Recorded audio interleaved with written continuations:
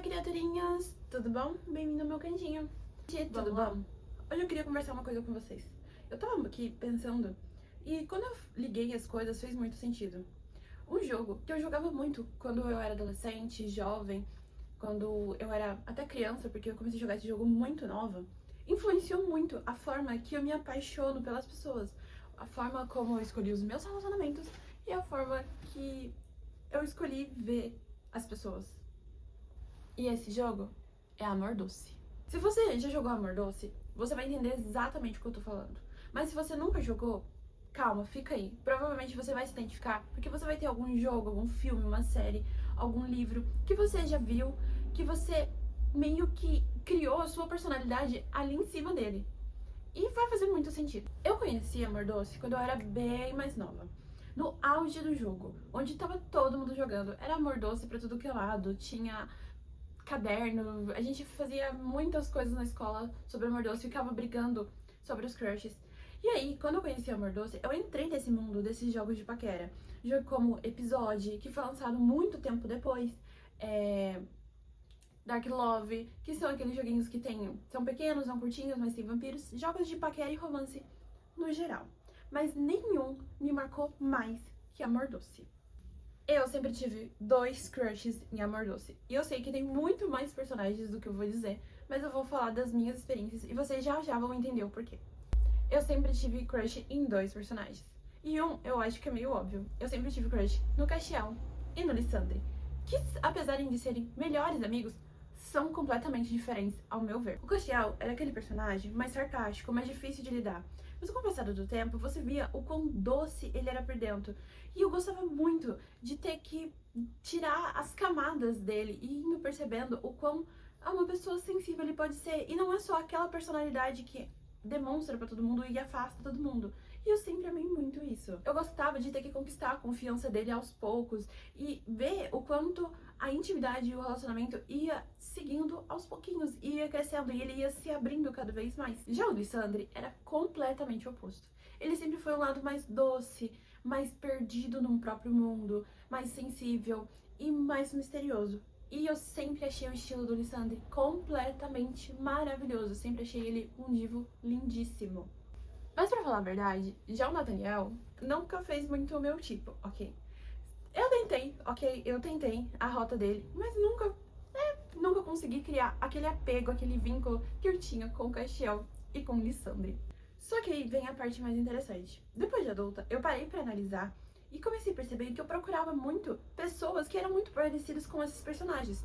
Não só esses personagens, como os personagens favoritos meus, com esse tipo de personalidade. Eu sempre procurei lidar mais com pessoas assim. Inclusive, a minha esposa, a Samantha, ela lembra muito o Castiel. Não por conta do físico, mas sim de personalidade e jeito. Por exemplo, quando a gente foi se conhecer, foi muito difícil, porque ela sempre foi uma pessoa literalmente sarcástica, grossa e fechada no mundo dela. E eu, não sei por qual motivo, sempre fiz que nem a Docete, com paciência, com parcimônia, com se lascando muito.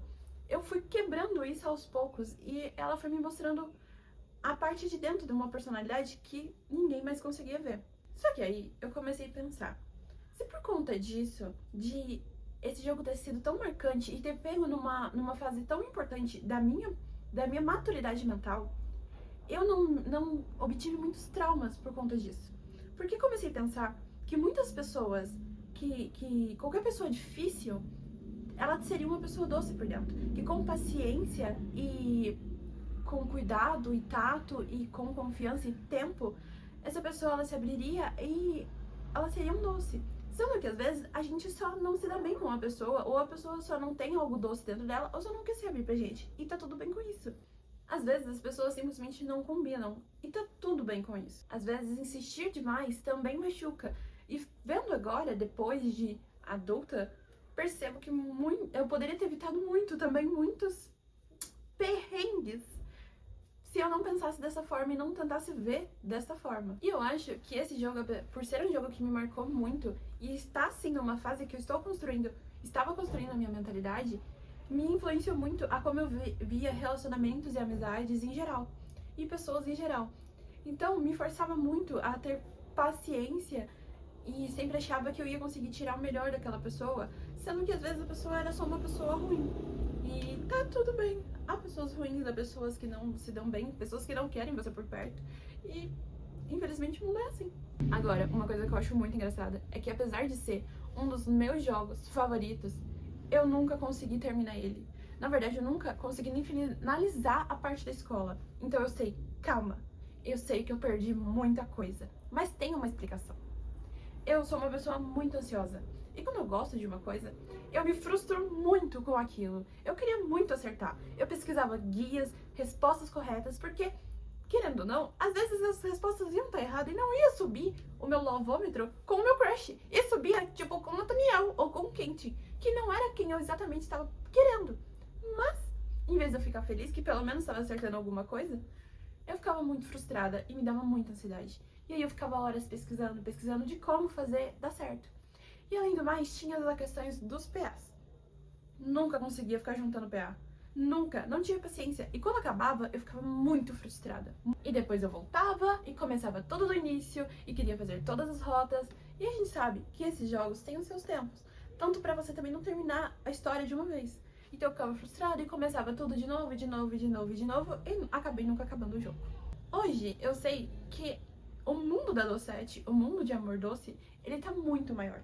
Ele tem a parte da faculdade, tem a parte da Docete adulta, dos outros personagens. E eu estou pensando muito seriamente em voltar a jogar. Tentar dessa vez realmente finalizar um jogo tão importante pra mim e que moldou muito mesmo uma parte da minha visão do mundo. E eu tô pensando em trazer pra vocês, se vocês quiserem, obviamente, assistir eu jogar Amor Doce e ver qual rotas dessa vez. Eu juro que eu não vou pesquisar nada, vai ser na raça, viu? E eu acho muito curioso, um jogo tão simples, que muitas pessoas podem achar bobo, pode sim moldar uma parte de quem você é. Pode sim moldar como você reage a outras pessoas, de como você reage a si mesmo. Um joguinho que você não daria nada sobre isso. Agora eu quero saber de vocês. Tem algum jogo, filme, livro, série ou qualquer coisa que marcou muito vocês? Ao ponto de agora, depois de mais velhos, perceberem o quanto isso segurou isso em vocês? O quanto você trouxe isso pra sua vida adulta? Por favor, comenta aqui embaixo que eu quero muito saber que não sou só eu. Eu sei que eu sou estranha, mas diz que vocês são estranhos comigo também. Ok? Bem, esse foi o vídeo de hoje. Obrigada por assistir. Beijinho, criaturinhas. Até o próximo!